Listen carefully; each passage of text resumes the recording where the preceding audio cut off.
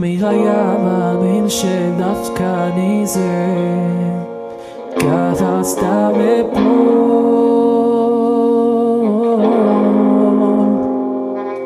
הביטוי הקטן שהפך לענק הוריד אותי לשאול.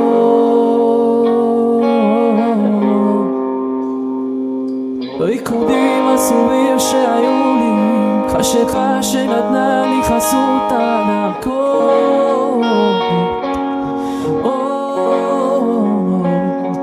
נקיעה זהירה שהייתה בי, היא כלום כביכול.